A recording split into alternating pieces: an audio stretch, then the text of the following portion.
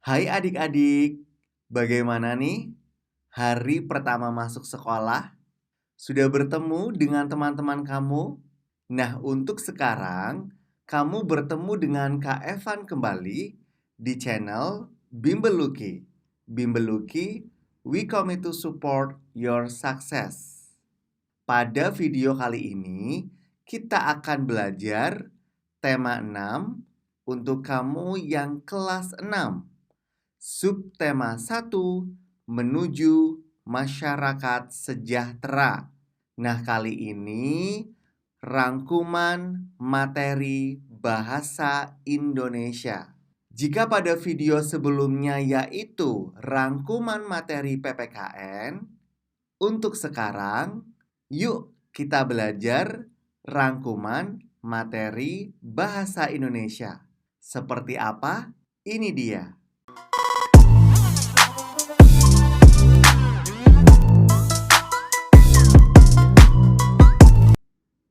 Di dalam bahasa Indonesia, materi yang akan kita pelajari yaitu teks non-fiksi. Apa itu teks non-fiksi? Teks non-fiksi adalah teks yang dibuat berdasarkan kenyataan yang sebenarnya atau sesuai dengan realita tanpa mengada-ngada. Dengan kata lain, hal-hal yang benar-benar terjadi di dalam kehidupan. Jadi, teks non-fiksi itu teks yang dibuat berdasarkan kenyataan atau faktual. Nah, contohnya dari karangan atau dari teks non-fiksi adalah laporan, karya ilmiah, artikel, dan skripsi. Silakan adik-adik untuk mencatat materi ini di buku masing-masing.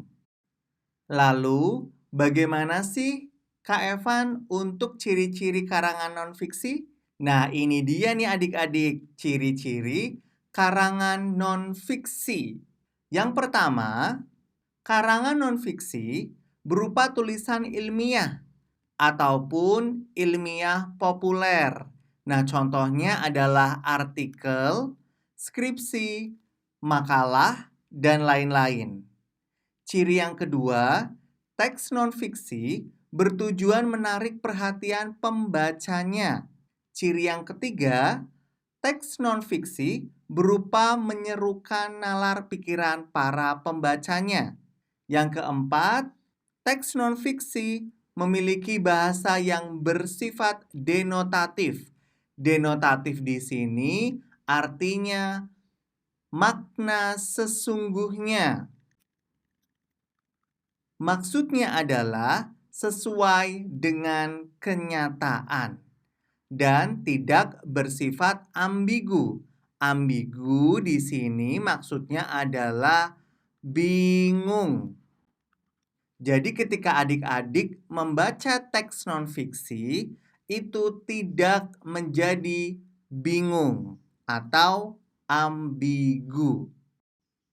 Materi selanjutnya yang akan kita pelajari di bahasa Indonesia tema 6, subtema 1 adalah kata kunci.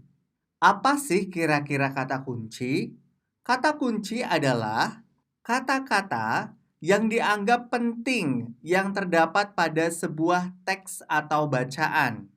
Bisa diartikan, kata kunci merupakan kata penting yang terdapat pada judul bacaan yang dipakai sebagai pemandu atau pedoman bagi pembaca untuk menebak isi bacaan.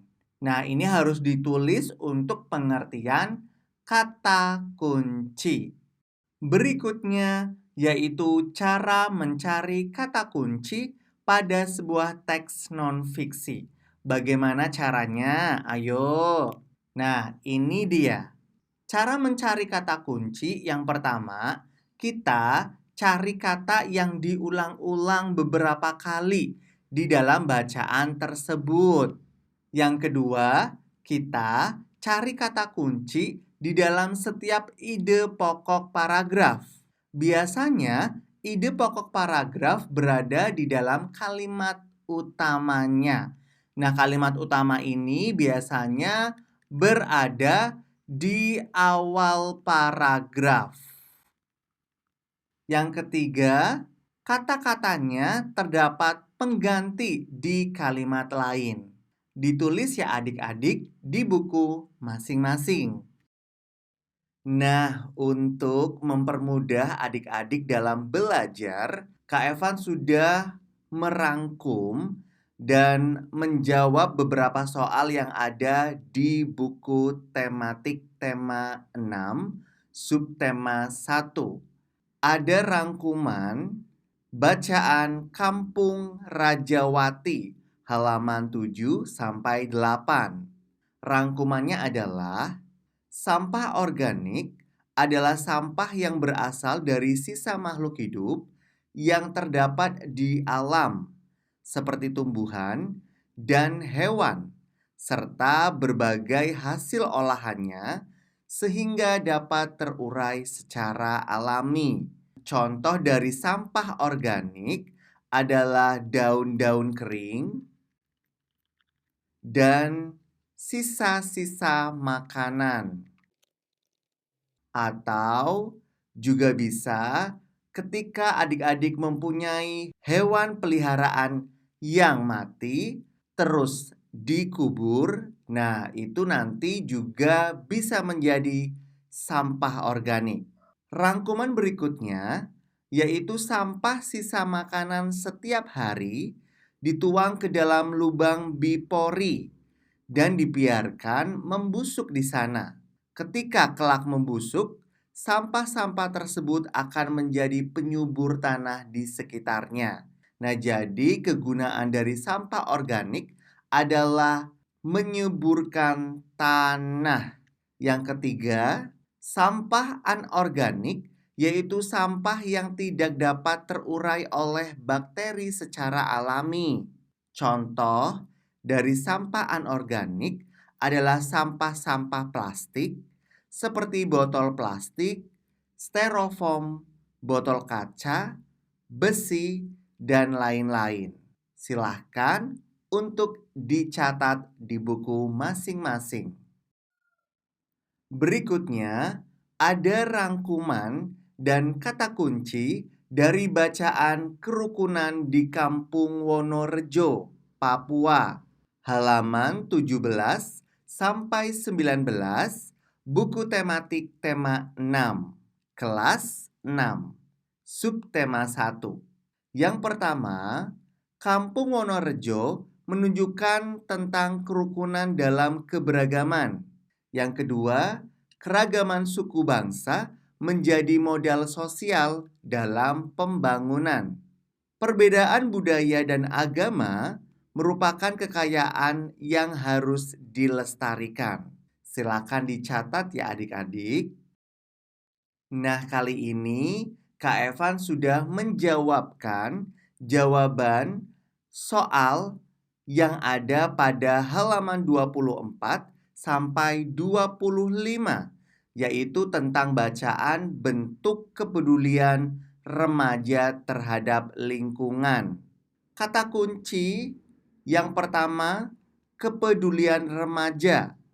Perkiraan informasi dalam teks berdasarkan kata kunci, yaitu bacaan, berisi tentang kegiatan-kegiatan yang dilakukan oleh remaja.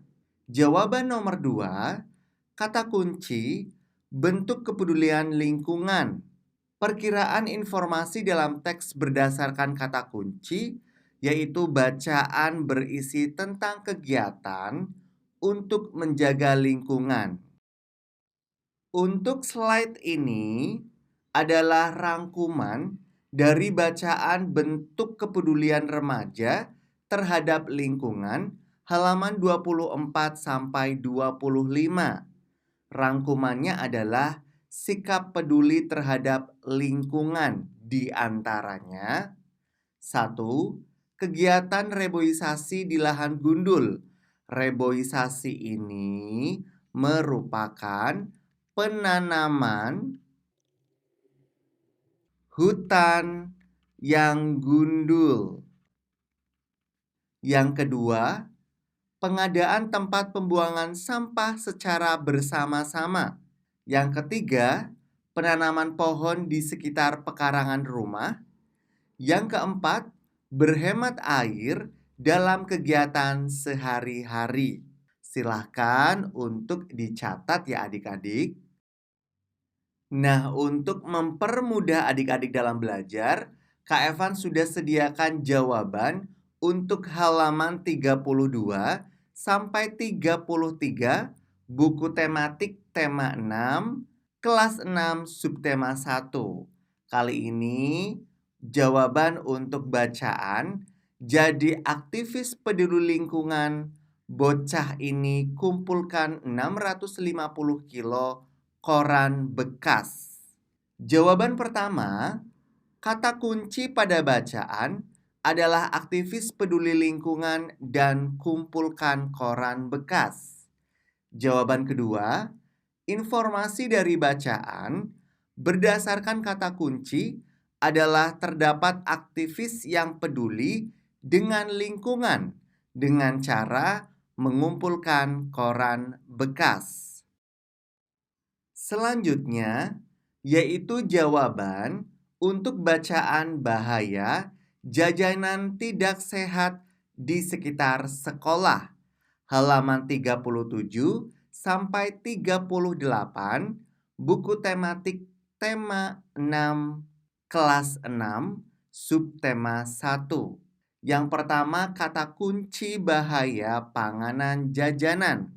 Kata kuncinya adalah jajanan anak sekolah yang tidak sehat.